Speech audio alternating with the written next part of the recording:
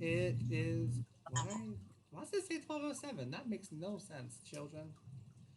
Will the live be saved on YouTube? Will it be like? Can you rewatch it later? Yeah. So we are live now, and then so this broadcast is going live, but it will be saved to our YouTube channel. So if you want to go back and watch any parts of it, or if you want to share it with friends and family later, it is going to be available on YouTube. So that is fantastic in itself. Let me just turn down the volume on my phone so we don't get interrupted. So thank you everyone for Good idea. for this episode of Real Talk, where we are going to talk about disabilities on the stage. My name is Austin Shay. I'm the artistic director here at Pharmacy Theater. Just so everyone who watches these knows who I am, because I'm here every week. So I'm just gonna have everyone in this Brady Bunch squares that we're in right now introduce themselves. Who are you? Why you're here? What's what? But I'm gonna have Josh start, and then we'll just kind of go Well, for why it. don't you start and I finish? Okay. Well, I started, so someone else can go. So whoever wants to go next, we're kind of going. So.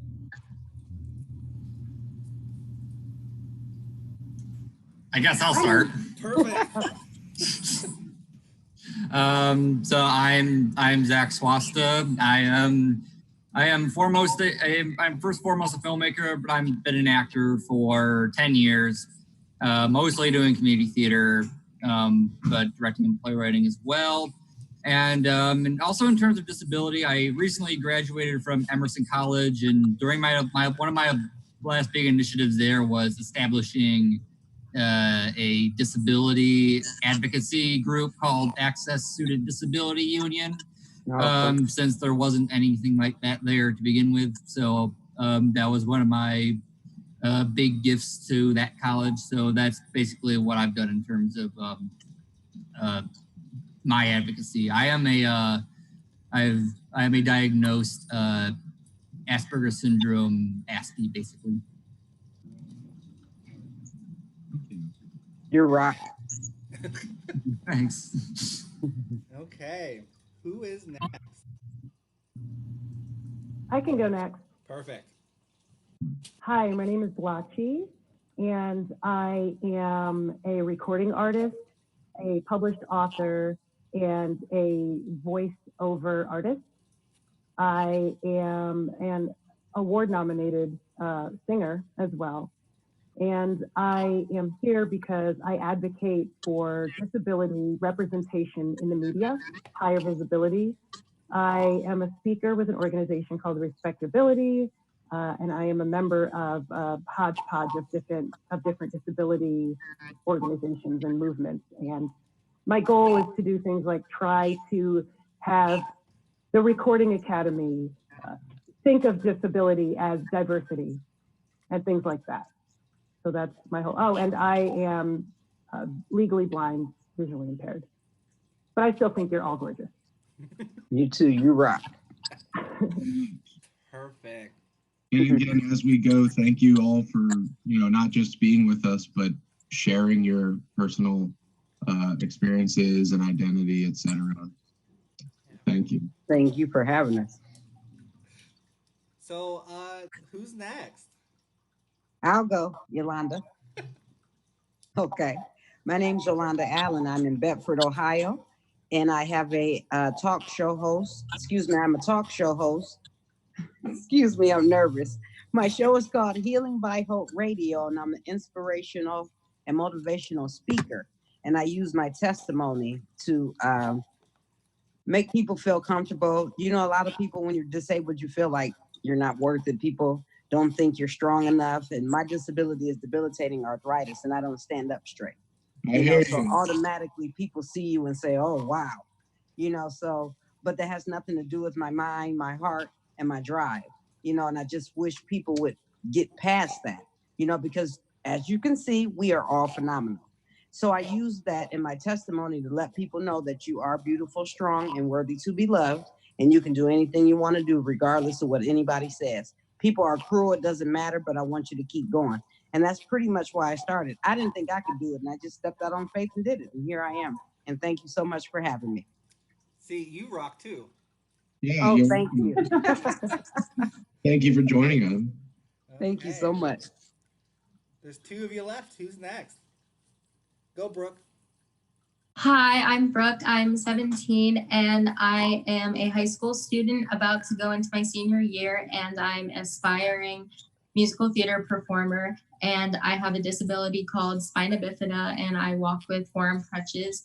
And my goal here today is just to have an insightful conversation and hopefully help continue educate people logically and emotionally on disabilities and representation. All right, you rock, girl. That's the kind of high school senior I want to Yes, going far. awesome. So do we have Addie also, or? Yeah. Yeah. Okay. So, my name is Addie Wisniewski. I'm also in Ohio, Yolanda. So, All right. OH, man. Heck yeah. So, I just finished my freshman year of college. I'm double majoring in music and theater. I have a genetic condition called osteogenesis imperfecta, which basically it's a long name for brittle bones. So I've broken a bunch of bones, had several surgeries. I use a wheelchair on a daily basis. I have a power wheelchair and I also use a manual wheelchair. I've danced for a while. I used to dance with Dancing Wheels in Cleveland. And I sing and act and I love it. And so I think my goal here today is just to, first of all, meet more amazing people, but advocate for different things like representation in the media and, bring attention to why it's important that disabled people are represented. So I'm really excited to be here. Oh, you rock too. So thank you all. I'll try to make mine brief. It might not be as exciting, but so my name is Josh. I'm the analytical director with the theater. But also my reason for joining us today also is I have a pretty extensive background for this category. In general, I practice a field of philosophy called phenomenology. So I've done a lot of field research and writing on the topic of disabilities, especially spectrum disorders. I also in the past have been a DEI trainer for the lay people out there. That's diversity, equity, and inclusion. So it's an important mission in my life as an advocate. One of my best friends is 100% blind. The other one is deaf. So I have a little bit of a bit of privileged insight to the daily world for those people. I've also been a performer, singer, actor, director, whatever for over 10 years. A humanities educator, and have worked with children and adults, both with disabilities, physical and neurodiverse cognitive disabilities. And I've also played roles that were various forms of disabilities, and I also identify as disabled from between the arthritis. So that's one topic we'll talk about, or young people with arthritis, different things that many disabilities are invisible to us.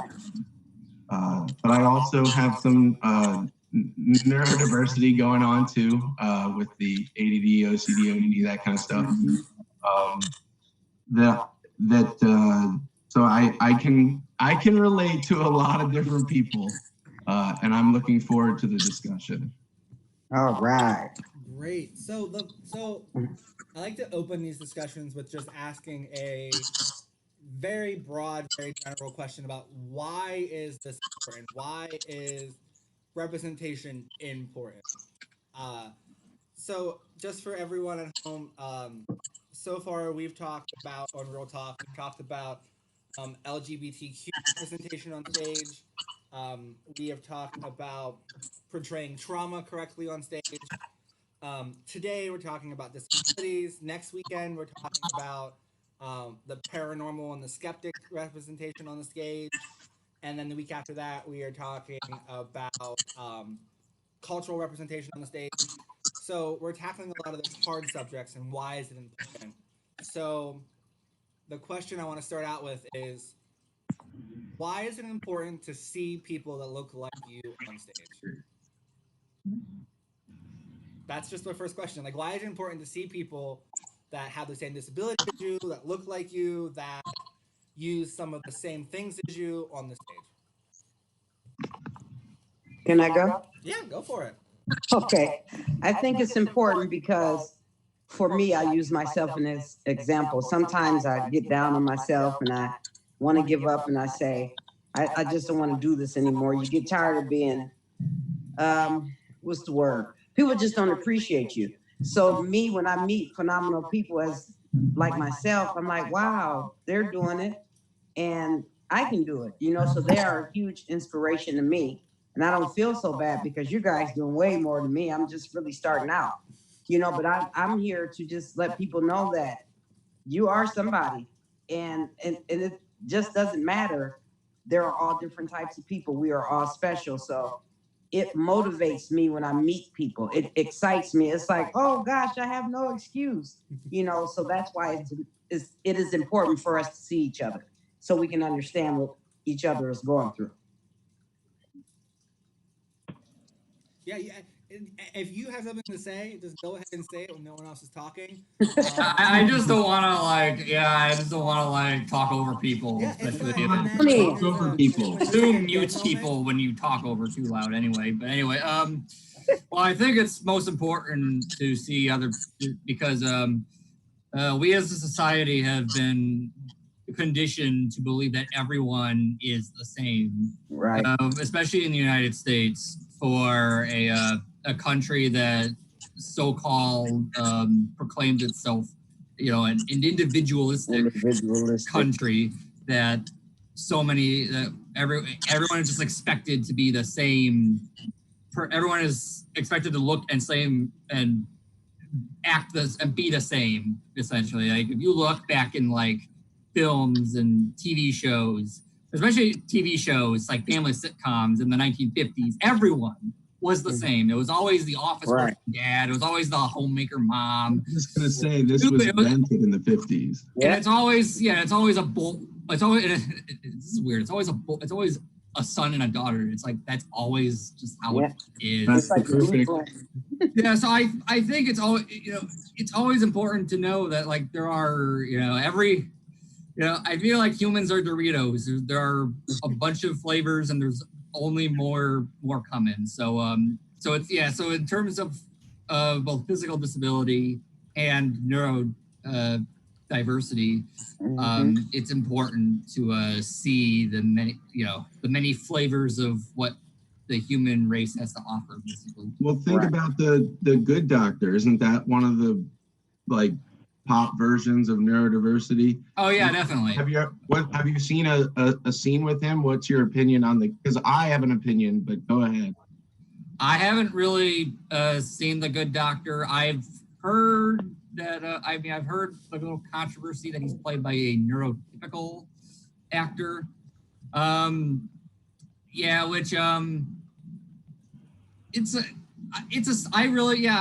wish they could have cast an autistic actor.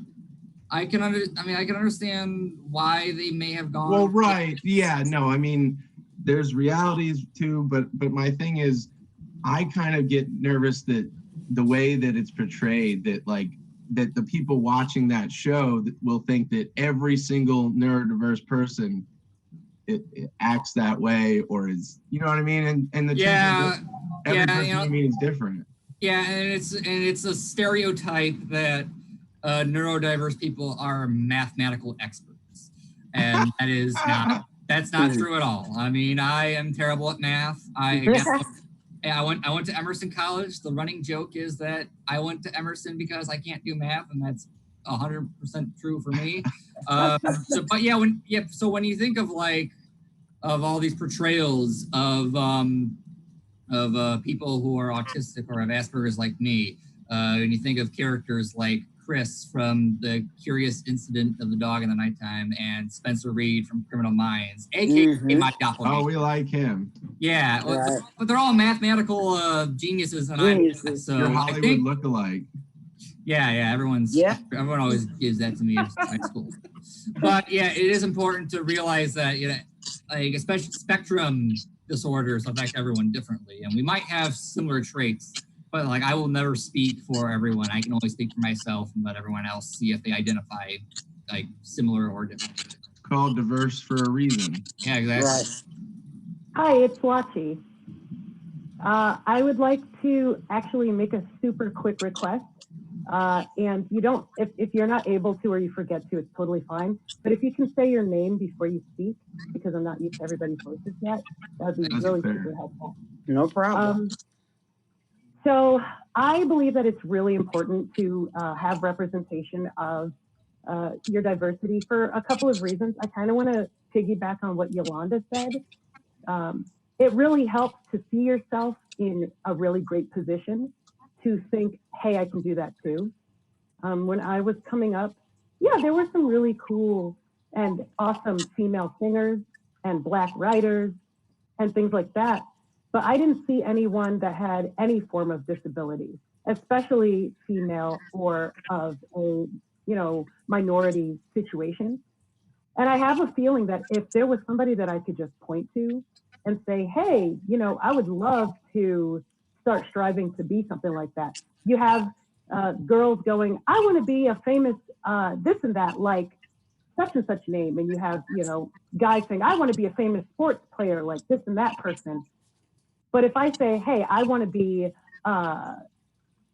big in entertainment and the arts and music, there really isn't someone for me to point out that has all three of my situations, which is being a minority, being a female, and having a disability. Exactly. And if I had seen somebody like that when I was 6 and 7, then I could start to shape. You know how they say you need to visualize it in order to. That would help with my visualization in order to really start putting my goals down and things like that. And so that's why I truly believe it's very important. It kind of cuts out the kids who want to have a choice not to just have to try to go down the straight and narrow path and do something fun with their life. Yeah, awesome. Here, it really does create consciousness. It's for better or worse. Yeah. Yeah. Well, this is Addie. Hi. I kind of bouncing off of what you said. I think it's so important because I remember being, a kid, and I remember asking my mom, I was like, Mom, why are only like old people in wheelchairs? Like I didn't see anyone that was like myself represented. I didn't see myself represented in any way, shape, or form, except with like other like elderly people.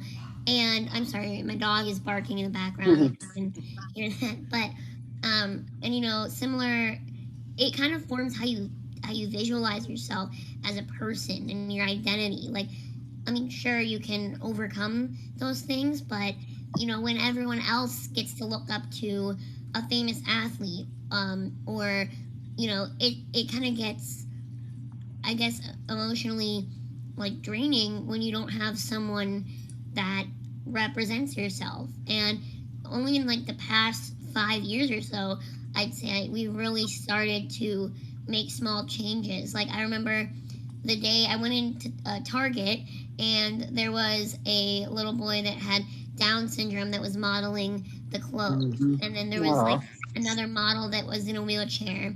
And then Barbie came out with Barbie dolls that use wheelchairs. And then, of course, we had Ali Stroker on Broadway, which was huge for musical theater loving people because that was like the ultimate, oh, well, if she can do it and she was able to break down these barriers and do that, then we all can do it. Like being able to see yourself, I think, is so important, or even just like know of yourself. And so I hope that by doing things like this, we can, the kids now that have different abilities are able to be like, oh, well, Ali Stroker's on Broadway, or oh, I can have a Barbie doll that looks like me, and things like that. And people don't realize how much it impacts the way that you view yourself in society. But I think we're starting to go in the right direction. But we still have a lot that we can be doing. So Right. So this is Austin. I want to jump off of the Ali Stroker Broadway moment because Ali Stroker shows that you are capable of finding a disabled body to perform extremely well. I mean, Ali Stroker won the Tony Award for her portrayal in Oklahoma, and she did the role justice. So that brings me to the point of that I think we should talk about next about able-bodied people playing disabled roles. Because when you mention Alex Stroker, my brain automatically goes to Kevin McHale and Glee playing Artie. Right. Like, Lord, like he's a Mm-hmm. fantastic human being. He can sing, he can dance, but like he was in a boy band. But there is definitely a male who could play that role that is using a wheelchair every day. So just to jump in as a transition, Josh here, what Addie said, at least what I've analyzed from what she said, the goal, it's nice to have able-bodied role models or, you know, visual culture.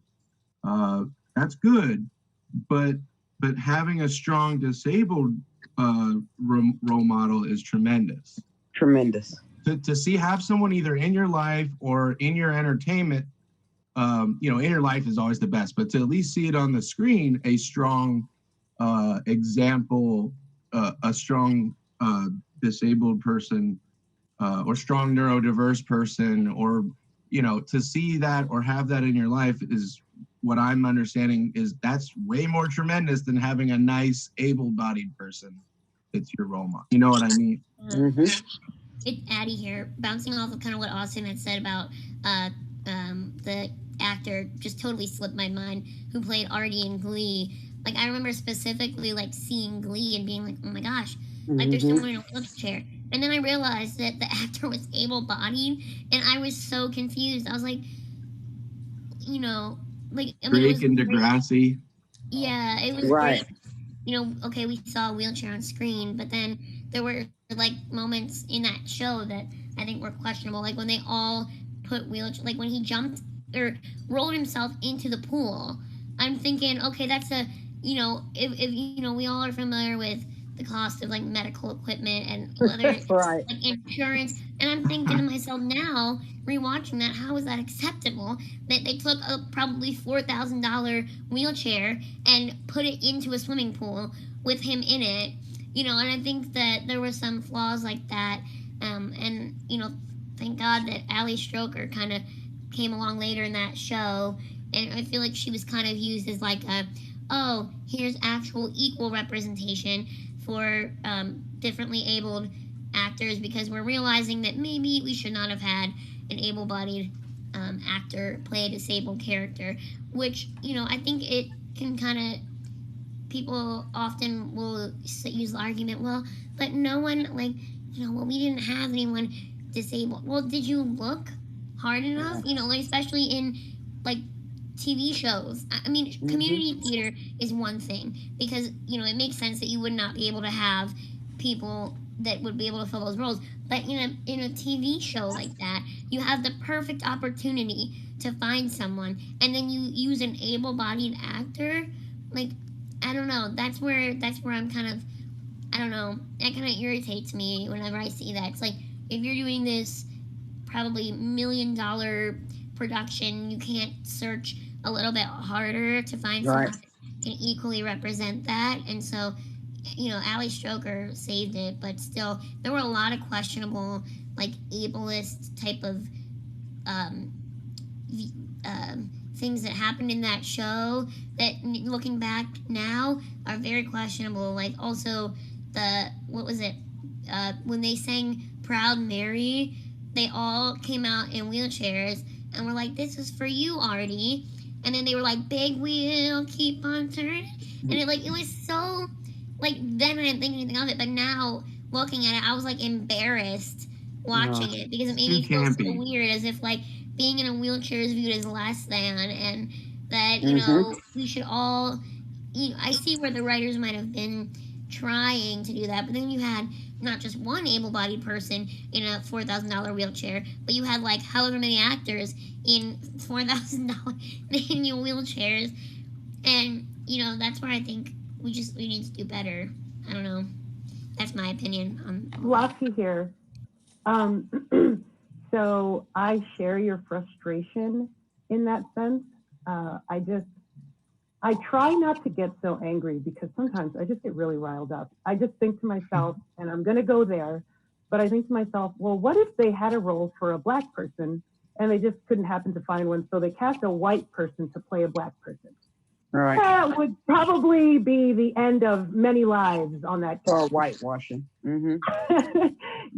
So just kind of look at it that way. Anytime I see a non-disabled person play a disabled person, I think, well, just throw a white guy in blackface and then just have him play Martin Luther King. And another thing, and I'm trying to get this movement started, but I would really like to really push the word non-disabled as opposed to able-bodied, because I feel like that excludes people who do not have a physical disability but do have a disability. So people who do not have a physical disability are able-bodied. So why are they being called, excluded from someone who's able-bodied? Right. So I am trying to push this movement for people to say non-disabled instead of able-bodied, just so nobody feels excluded. But I recognize that it's very nitpicky. But I do feel there are so many new shows coming out that are really trying to fill the roles.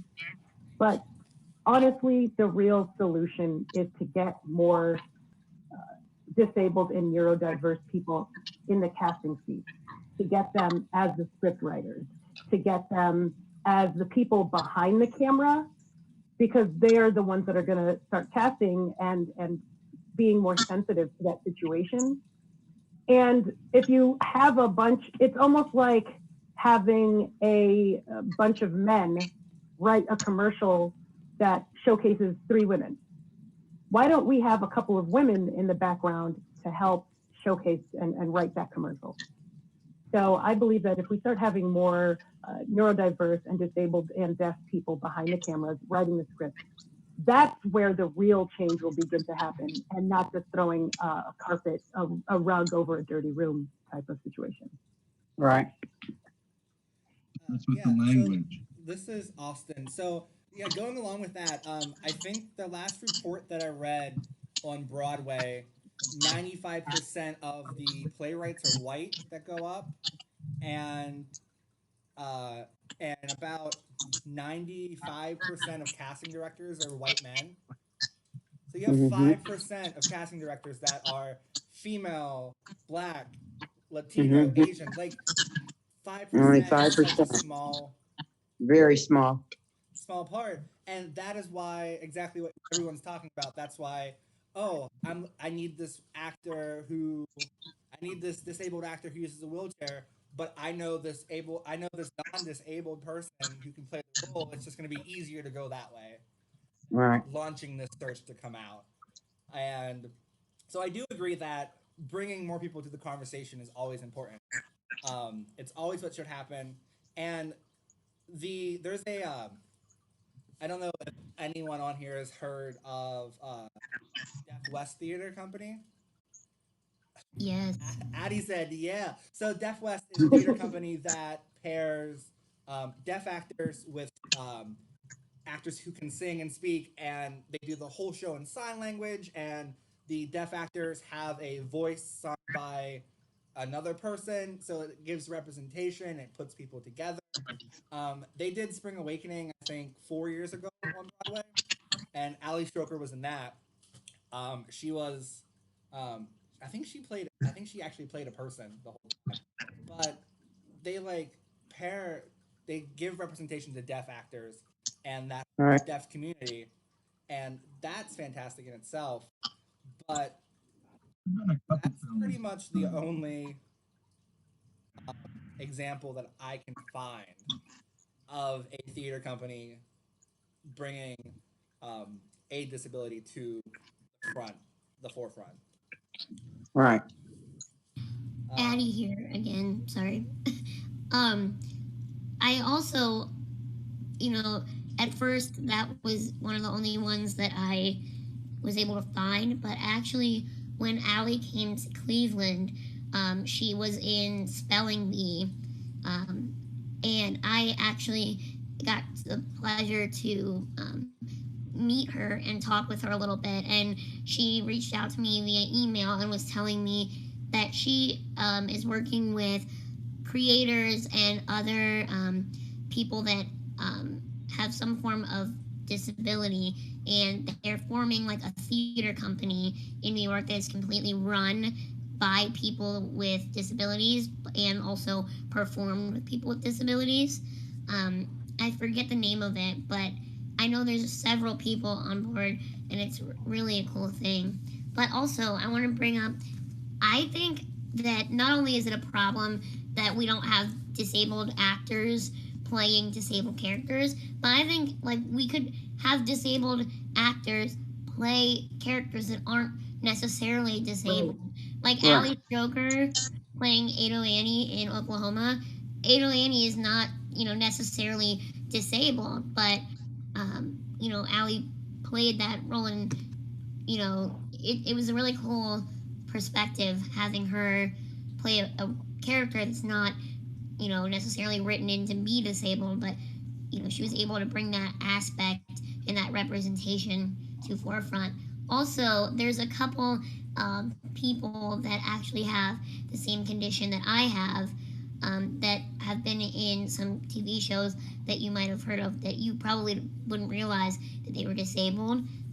So Atticus Schaefer, he has osteogenesis imperfecta like I do, and he played Brick in the sitcom The Middle, and he had a more mild type of OI. So we both have the same type, but his was he walks and he has shorter stature, but aside from that, it's not as easily seen unless you know what you're looking for. But if you go back and watch episodes, you'll notice like in the earlier seasons when he and Axel, which was the character that was his brother, when they would fight, if you notice, they always like zoom out, and all the scenes or like any physical scene is always filmed from the back, and they use a stunt double because that way he didn't injure himself on set. But that character wasn't disabled. They brought no attention to the fact that the actor had a disability, but it's still pretty cool. And then there's a character, Carrie Ingram. She's a British actress who was a character in Game of Thrones, and she also had osteogenesis imperfecta. I don't know. Who was she in it? This is I'm going to look that up really quickly because I completely forgot who the character. Carrie Ingram. Game of Thrones. She played. Wait, who did she play? She wasn't in that. No, I don't know.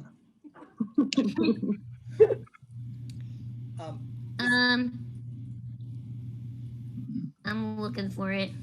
So this is. Oh, she played Shireen Baratheon. I don't know. It's Shireen, and then it's Baratheon. I have no idea how to say it, nor have I ever seen Game of Thrones, but I just thought it would be cool to point that out. So. This is Austin. There's a question on the YouTube channel live stream itself that I think is a great question, and it's basically, what about non-disabled performers in biopics of disabled icons, like Jamie Foxx playing Charles? Does the purpose of the biopic outweigh the insensitivity of someone playing a disabled role? Zach, I'll jump in. This is Zach speaking. Well, I mean, I think there are some certain exceptions that I can understand. Like, I remember back a few years ago when there was a whole controversy of Eddie Redmayne playing Stephen Hawking in the movie The theory of everything. Or in the Danish Girl now, there's a controversy. Well. In Redmayne's case, I didn't have a problem with it because the movie starts out it's Stephen Hawking's life, where it starts out he's able-bodied. By the end, ALS has taken over his body and he's disabled. Well, you can't have an ALS actor doing that. I mean, because like logistically, that just won't work for a film. You have to you have to have an able-bodied, because an able-bodied person can get in that chair and get up, but an ALS person who is disabled, he can't get up and he can't, be an able-bodied actor. So, yeah, it's for situations like that, it's understandable because it's. So you could get an older ALS actor maybe to play the older person later in the biopic. Possibly, but it makes more. But I understand, yes. Yeah. You want to use the same actor. It's right. Unless there's like a significant change, and for Stephen Hawking, it wasn't like he went from being non-disabled to disabled. It's a great film. It is a great film. I love it. It's one of my honestly, it's one of my favorites. But it's important to have the I can see why you would want to have the disabled person, simply because of the transition that you want to depict, in which case you try to find an actor who's at least sensitive, right? Yeah. But again, my only suggestion would be that if in the end of the biopic you could find a older actor that looks like that person that has ALS, but beyond that, it's definitely valuable to show the transition. Yeah, Zach back. Yeah, and I honestly, Eddie Redmayne, he did a lot of research. He did a lot of he worked with people with ALS. So I think, even if he's not a disabled person himself, if he can at least use that platform to help bring awareness to it. And this was back, this is 2014, back when the whole ALS bucket challenge was a thing. I didn't get challenged because I didn't have friends. But I think, even if I don't want to play devil's advocate for non-disabled people playing disabled, but I think that seeing at least in situations like with Eddie Redmayne, people using their platforms to bring awareness so that for future projects, hopefully Hollywood will wake up and start casting disabled and disabled people in disabled roles, and in some cases non-disabled roles as well. So even though it's not, I think it's ideal, and I think it's really a pathway for Hollywood to get better and more authentic casting. All right. Addie here. I also wanted to point out something that I think is easy to forget when referring to disabled actors, specifically wheelchair users. So there's a lot of disabilities where people will be able to use wheelchairs, and they're also ambulatory, so they can stand and walk, whether it be short distances or, each person is different when it comes to that. But I think, I know what you're saying, Zachary. I think it's, it makes sense, but also there are plenty of, maybe not at that time were they able to find it, even so a little questionable, but there's so many different disabilities where you could have an actor that is authentically disabled, but they're able to stand, or they're able to use different equipment to, move around and things like that. And so I think it's easy, even as a wheelchair user, you see another person in a wheelchair and you're like, oh, what, you're curious because you want to know. But so many people forget that aspect, that just because you are in a wheelchair means that you can't stand or move your legs. And so I think that, obviously ALS is a condition where it gets progressively worse over time, but there are also people that maybe weren't diagnosed yet, or, they could, I don't know. I'm one of those optimists that is always super creative. So in my mind, I can think of a bunch of different ways that they could have maybe done it better. However, if they didn't do that, then that's fine too. But I think it's easy. I don't know. And they could have found a person that had a disability that can get out of their chair and stand up. Yeah. Okay. Josh, you're not to interrupt you, but I now understand completely this vein that you're talking about is they could have done with their budget, they could have gone out of their way to find an ALS person who is in a certain stage of their life I think that the catch with the biopic is, and not that you can't use makeup and hair dye, etc., but the trouble with the biopic is also getting someone that looks like the person they're historically describing. So I guess, but it's important, I think, when you have these gigantic budgets to go out of your way to, but I think the question was good to ask about biopics, because this is exactly what needs to be discussed is like, what's okay, what's not okay. If you have the budget, why not go out and find someone?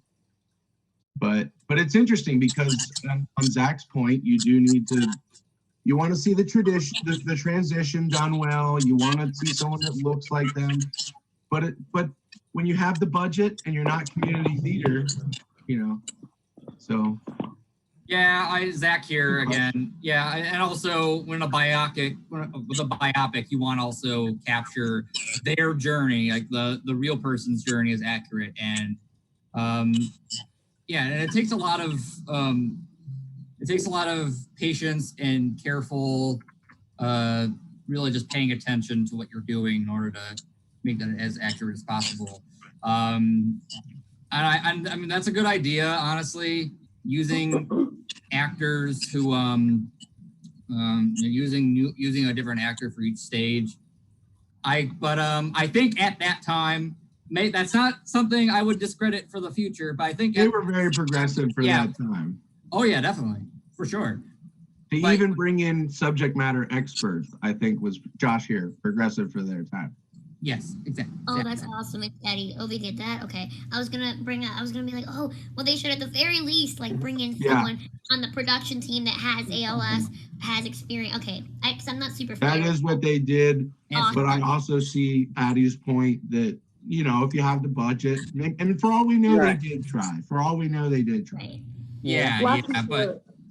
Oh, sorry. I do want to add, sorry about that. I do want to add also, it might be a little tricky to do that.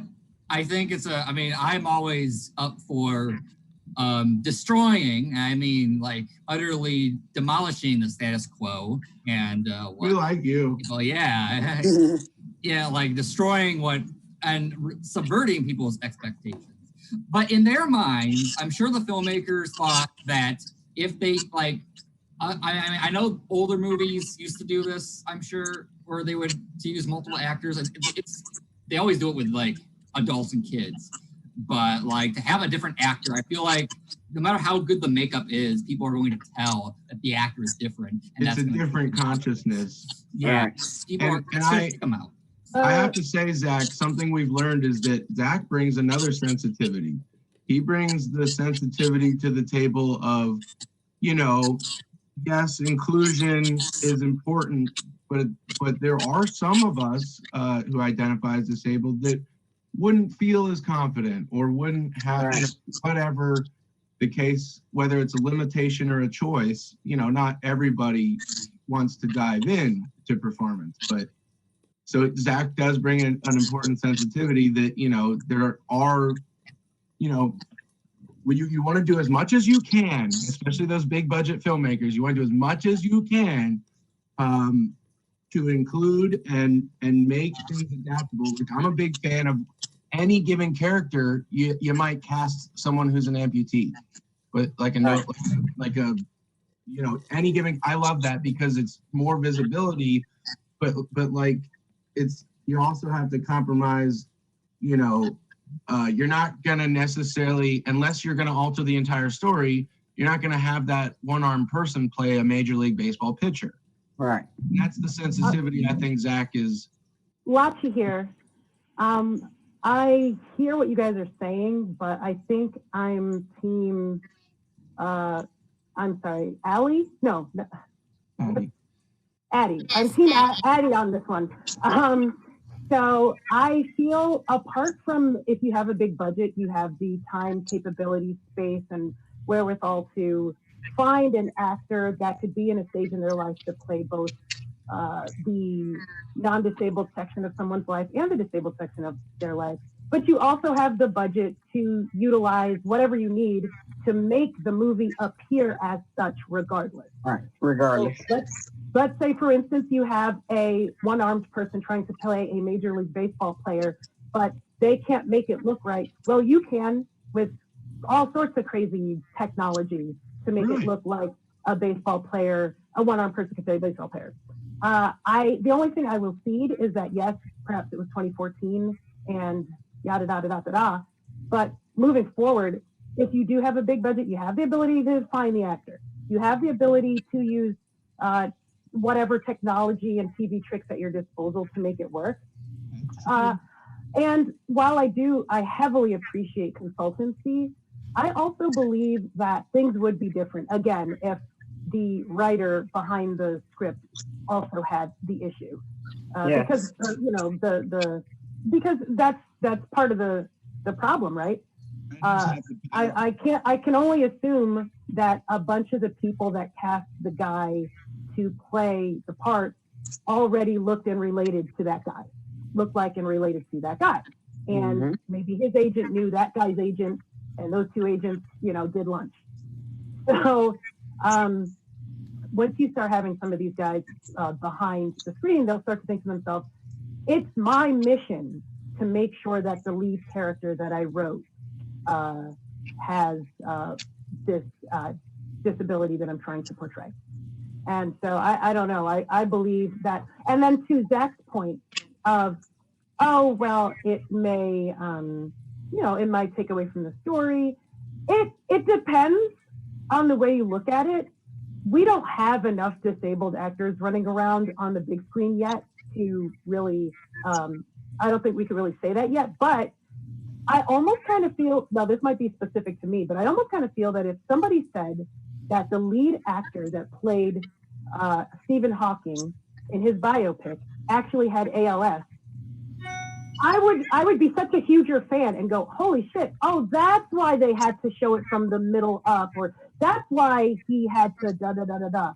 And they make a lot of viewers an even bigger fan of the flick than, oh, wow, this actor that gets a ton of work did another great job.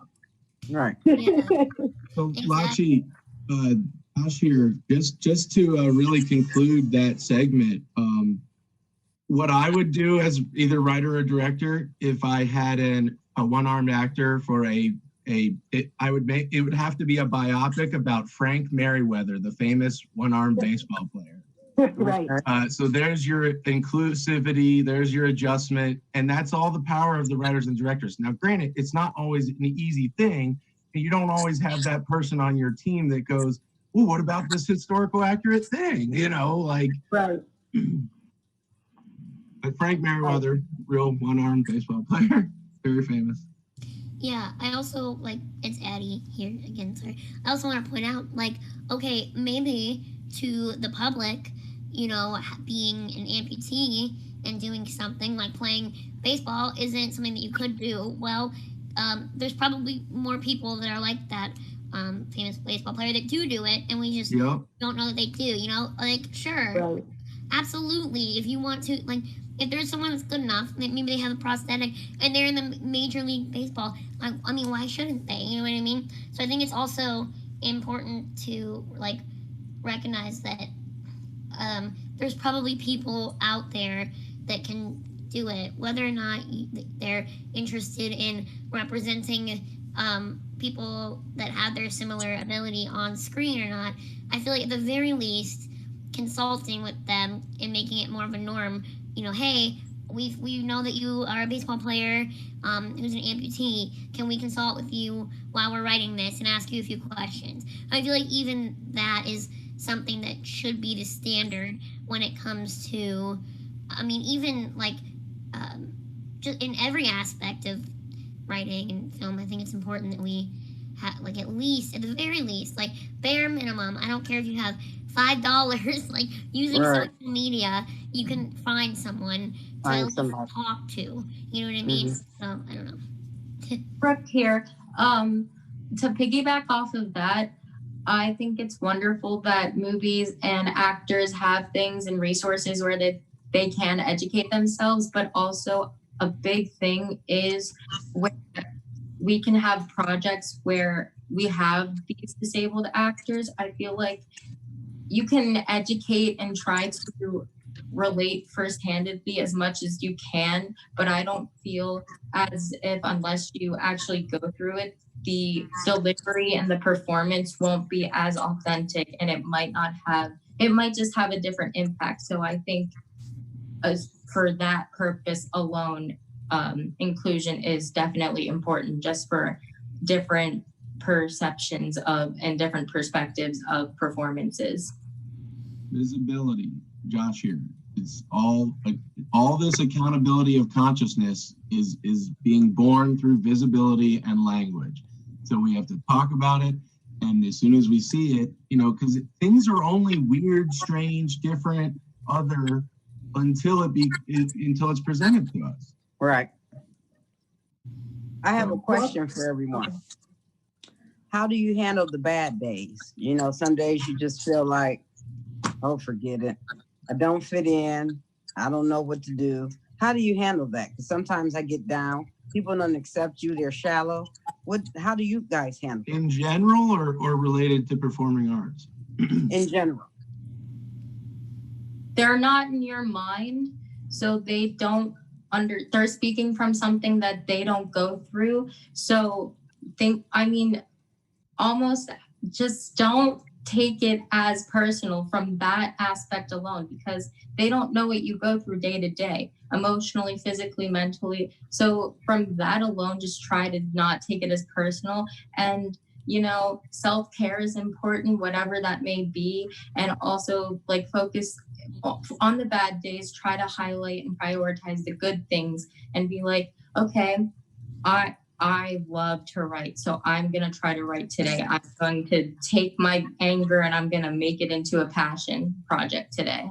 Right. Excellent. Thank you. I like that, Brooke. She's a high school student, right?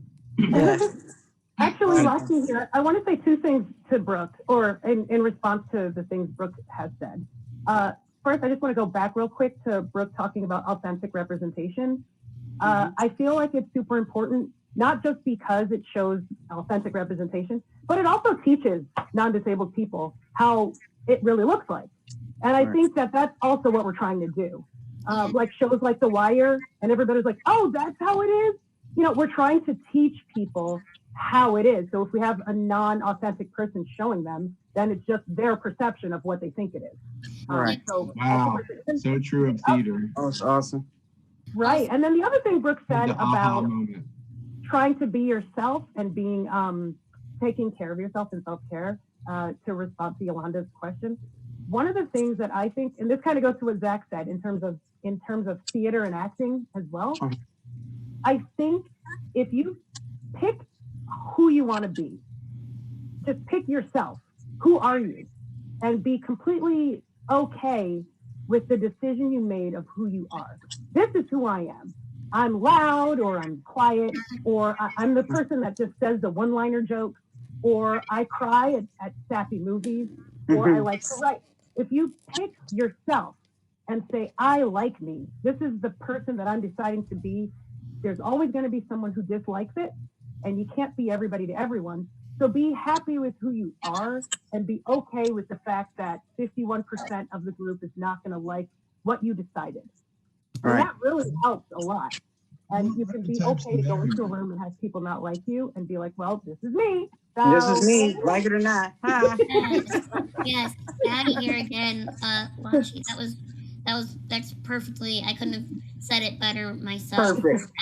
One of my favorite things to do is make fun of myself or turn things into humor. So I'll give you a real life example of something that was said to me that could have defeated me, but instead I made jokes about it and it made me angry. So when I was in high school, my one director told me that my wheelchair didn't fit the time period of the 1950s. Now he said that in front of the Oh entire God. cast, to which my Addie sitting here right now would have looked him in the eyes and said, "No shit, it did not fit the time period of the 1950s." But Addie then was like terrified. I was like 15 or 16, sophomore in high school. Everyone was like looking at me. I was mortified, absolutely embarrassed. Yeah. But you know what I did? That made me like get, first of all, discover that I like am snarky, that I can basically give people the big middle finger, and that I can be creative. And that kind of like, yeah, I was defeated that day, but not because of what he said, more because I like let what he said get in my head, and it made me question it. And I was like, wait a minute, dude, this is a high school production. So first of all, it's gonna be grandparents in the audience, not Broadway people. And also, little did he know that someone would be on Broadway in a wheelchair. It was not even necessarily made in the time period of the production, but no one questioned it because people really don't give a shit.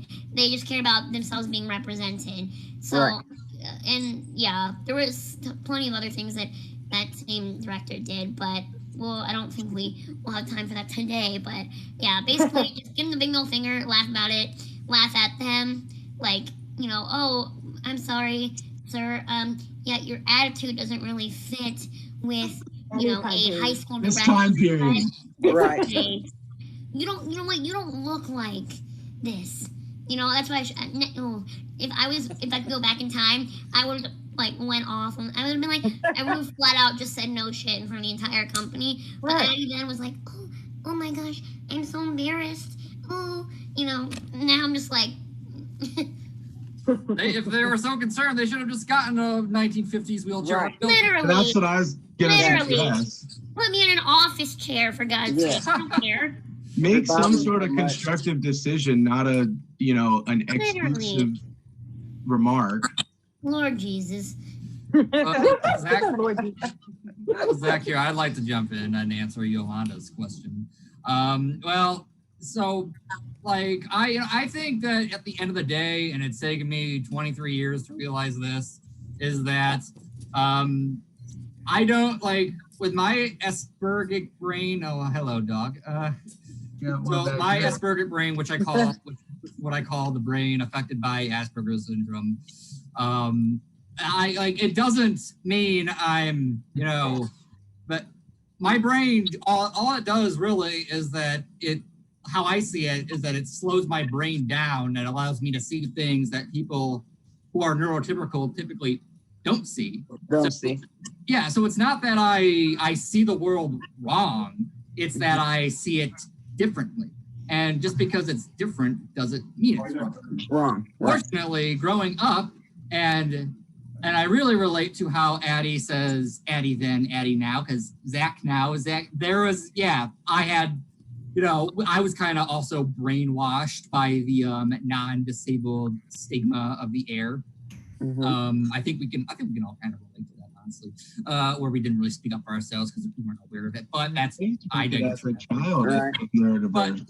Right, but I've been basically conditioned all my life that I have I think that my point of view is wrong and that I have to adjust to their point. Right. Well, one of the foremost examples I have. So I know I just said I graduated from Emerson. Well, I really wanted to get this TV show produced. I don't think I would have because coronavirus shut everything down anyway, but that's another story, another problem. But so real talk. Right. But anyway, but it was this it was sort of like this Doctor Who knockoff kind of. But where the main character is very eccentric, and I always related him to like a live action anime character. And the guy who was in the development program for this company, first off, he was not that good to begin with. But anyway, and he said something that kind of like, if there's any time I've identified a microaggression in my life, this was it. He said, like he keeps giving these criticisms that just don't make sense to me, and it's like how do you think this would translate to real life? And I'm like, well, I would try my damnedest to make it work. Like, you don't know it won't. But his answer to me that I identified as the microaggression was like, well, maybe it's just not registering with you. And that felt like a slap in the face to me. Because I've basically been told that all my life. It's that I'm seeing things, like, the way I'm seeing is wrong. Right. And it's like, well, who are you to say that it is wrong? Like, that is like the poster child of neurotypical privilege I've ever seen. Wow. Typical of your rite of passage as a neurodiverse person to escape those things. Yeah, and I'm just proud of myself. I really wish, if I had a little less humility and a little more really awareness, I'm kind of glad I didn't do this. I really would have slammed the table and stormed right out on that. Oh, been there. So but Zachary, I want to just jump right off of you, Josh, here, because I've experienced. Yes, everyone in this circle has probably experienced these things themselves, but as an adjunct professor, I find more often I experience this through my students. I've had a number of my students come to me, or I might discover through grading or whatever that they're having. So I might discover, for whatever reason, reading their paper, that something's going on, something's off, grades are off, whatever. And you end up having the discussion, and here it's a neurodiverse student who is falling into that deep, dark rabbit hole of what they're being told about their condition in their community, which is fair. Everyone's community is allowed to do their own things, but it affects that student to the point where they don't progress academically. They might get depressed, etc. So what I end up doing is, in that situation, whether it's a physical or a neurocognitive situation, is I always try to be honest, because I'm in one of those more less visible types. So it's always a surprise to my students when I'm honest about, like, hey, I have this going on, so I don't look at this. I basically disperse all those false fears and misperceptions and let them know that, like, this is not, it's funny, you worded it a little different. You worded it as your mind slows down so that you can see more. As it looks like we're slower, but we're actually much, much faster. Exactly.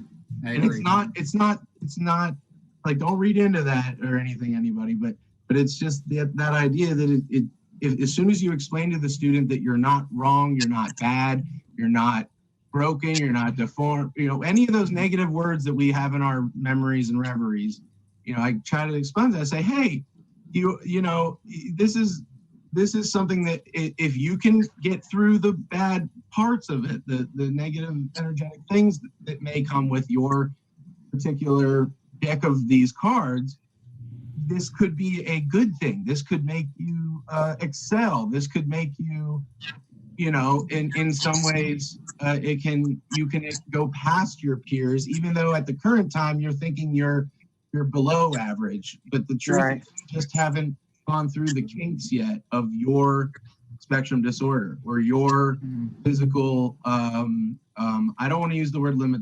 I should say alternative way of moving and mobility. All those things. It's, and I'm not belittling it in any way, but there are hills to climb so that you can help others know that those mountains are just little hills.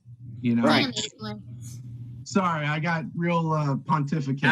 No, you're fine. You're fine. No, it's good. It's good. Lachi here. I like what you said, and I feel like one of the things that I think authority figures should really consider is to try to steer away from turning disabled kids or whatnot into inspiration stories. Yes, I didn't want to go that far either. Yeah, like inspiration porn. Are we allowed to? It's Sunday, but and I feel that when we're walking around being like, oh wow, you're wheelchair bound and you can do all these things. Oh God, Right. Is my ass glued to the seat? No, it's not. I am not bound. You can definitely be too nice to someone. Yes. Yeah. And I wouldn't consider it nice. I'd consider it belittling, Yeah. honestly. Belittling. Yeah, no, not nice. It's sort of like it's in the category or the same vein as I'm not racist. I have a black friend. I have a black Right, or friend. it's, Oh, yeah. so it's Lachi here. It's like, oh, you're a girl. You can lift that jar Right. all the way. Right. Oh my gosh, you're a girl and you're a scientist? Like that's weird or something. Wow. But yeah, kind of hopping off of, it's Addie here. Hopping off of all that, I want to go back to Addie Stroker, who when I met her, she wrote on like my playbill and it's like her quote unquote saying, and she said, turn your limitations into your opportunities. And I like how she says that, because no matter how anyone looks at things, it can be seen or thought of as a quote-unquote limitation, or, when someone tells you no, or someone tells you you don't look like this, or you don't sound like this, or you can't do this, you can turn it around and make it into something it's not. So, like, I can make jokes about not fitting the time period, but you know what I mean? I don't know. I feel like that's a cool way to look at it. But you're also sensitive to those, Josh here, you're sensitive to those also that don't, because some are not able to use humor, even though Addie and I can joke at ourselves and that's motivating and energetic, but you're also sensitive to those probably that don't. Right. Yeah. I also think it's important to note that, like, at the end of the day, like, sometimes people, this is not an excuse for actions, because, I think everyone's sick of it, but I think at the end of the day, whenever you can find moments, if someone does something, I think it's important to educate them to the best of your ability, because sometimes, unfortunately, because we do a crap job at representation, and it is slowly getting better, I think at the end of the day, people, they just don't know these things. I mean, it doesn't mean they are okay. It's okay for them to get away with it. But whenever I'm, dealing with someone, maybe whether it's like a microaggression or it's like, oh, well, I don't want you to get hurt, so blah, blah, blah. That's when I'll, step in and be like, oh, hey, actually, I won't get hurt. You could word it like this, or, not everyone, like whatever the case may be. I like to try and educate people if, that day I'm feeling like it. Some days I just really don't have the time for it. And right. That's another reality too. Yeah, I'm like, okay. Like last week, a child was in Walmart, and he said to his mom, he goes, "Look, Mom, it's a tractor." And I started like cracking up. I have never heard that. Oh, I've got like robot, transformer, those I know, but I made a TikTok out of it. tractor. Oh yeah, he was a really cute, like chubby little boy in Walmart, and I wanted so badly to go up and talk to them, but then I was like, I had my mask on, and the whole pandemic thing, I didn't want to get within 6 feet, and then the mom was like, literally pulled the child by the arm and kept walking as if like I'm like he had a disease or something, right? Yeah, like I had coronavirus. That's what they actually. It's a teaching moment. What the hell? It's a teaching moment, and I think it's so important to recognize that there are moments when you can teach people so that they don't do it again. And it's not always like that they're being. I mean, they are being ableist, but also they don't know. Like there's a bad white man in his life. Yeah. There's a very bad person in that child's life that probably says those things. So it's absorbed. Or maybe if that like schools don't teach about things like disability, race, they only teach certain amounts. It's like it's filtered, like no one wants to talk about the stuff that's not so pretty. Everyone just wants to talk about, the whatever. It's the programmed agenda. Yeah. Brooke here. I've had, I'm sorry, honey, go ahead. Oh, thank you. Similar to Addie, I've had similar experiences where kids have come up to me and like asked like what my crutches are and stuff like that. And honestly, even though it's like that weird line between like people not trying to be a certain way, but then they do exactly that, like as the parents like pulling their kids away. Because at least for me, I feel like that causes more of a scene rather than like simply just explaining, oh, like this is how I walk. Because Exactly. you introduce it in a, I mean, you're in a public normal setting, and so you're beginning to normalize it for people at a young age. Therefore, when they like grow up, like those different things aren't like in the back of their mind, and then when they have children or like they see someone who's disabled, they like, if they like look at them, they're like, oh no, I can't look at them anymore. It's like like normalize it.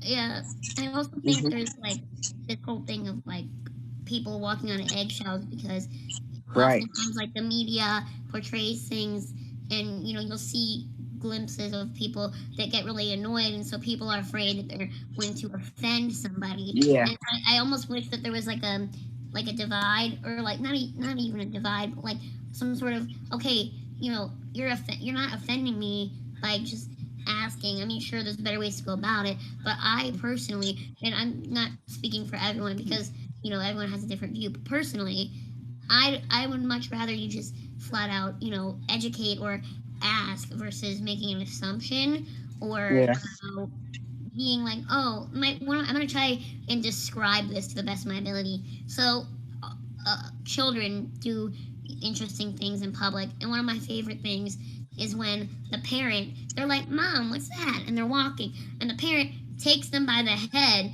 and like pushes them like this, and they're like, but Mom, what is that? What is that? And they're like continuing to walk while like turning their child around the other direction as if like it's not okay. Yeah, Josh here. I really think we have a problem asking questions, and a lot of people in our culture don't.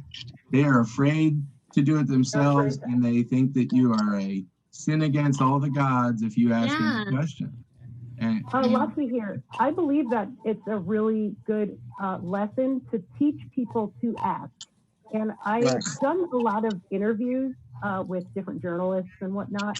And I always make it clear, just sort of how you guys spoke about the LGBT community last week, about how you shouldn't be afraid to tell people your pronouns, how that sort of culture is really starting to bud.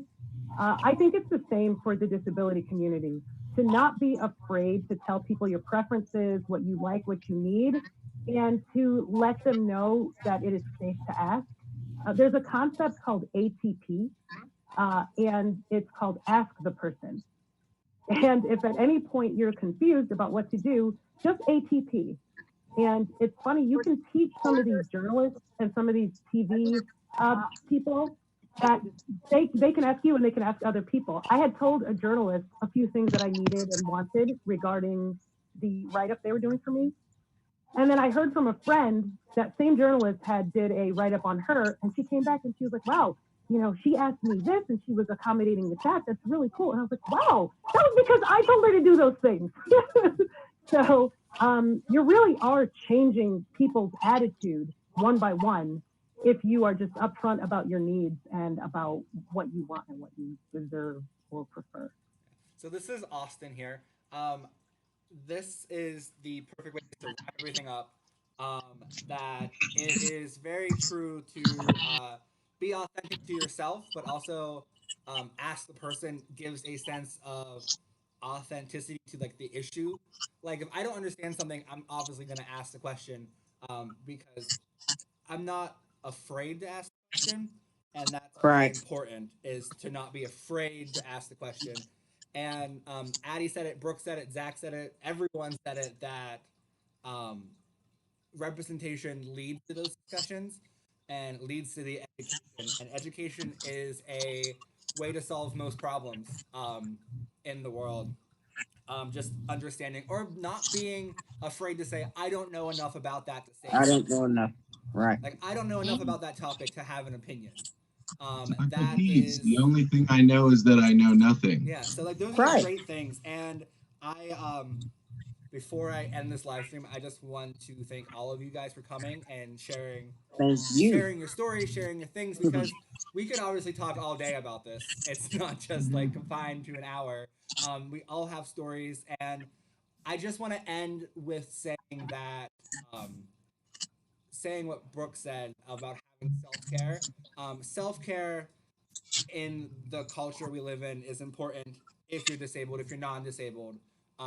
Being able to be yourself is important, and you should never be afraid to be yourself. Never. So, thank you all for watching. Thank you all for coming.